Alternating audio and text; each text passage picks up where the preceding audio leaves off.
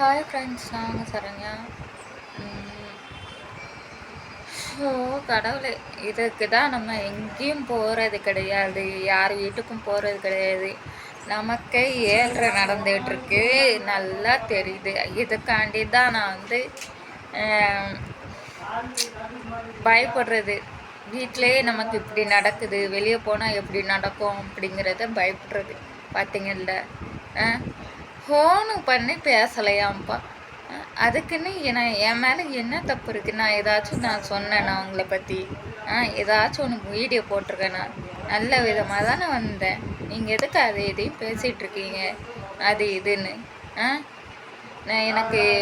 நான் ரெண்டு நாளாக அலைஞ்சிருக்கேன், தெரியும்ல எல்லாருக்கும். நான் பேக்கையும் தூக்கிட்டு பிள்ளையும் தூக்கிட்டு அலைஞ்சிருக்கேன். எனக்கு எப்படி இருக்கும் உடம்பு சொல்லுங்கள், நீங்களே சொல்லுங்கள் ஃப்ரெண்ட்ஸ். பார்க்குற நீங்களே சொல்லுங்கள், எனக்கு உடம்பு எப்படி இருக்கும்? நான் என் பிள்ளைய பார்க்க வேண்டாமா? நான் கொஞ்சம் நேரம் ரெஸ்ட் எடுக்கணும். பஸ்ஸில் நான் தூங்காமல் வந்திருக்கேன், நான் தூங்குவேன். கொஞ்சம் உடம்புலாம் எனக்கு பெயினாக இருக்குது ஃப்ரெண்ட்ஸ். இதெல்லாம் புரிஞ்சிக்காமல் நான் ஃபோன் எடுக்கலை. ஏன் மேலே தான் தப்பு. இதெல்லாம் என்ன ஃப்ரெண்ட்ஸ், எனக்கு ரொம்ப கஷ்டமாக இருக்குது. ஃபோன் எடுக்கலை, அவங்க மேலே தப்பு இருக்குது. நான் என்ன பண்ணேன் சொல்லலை.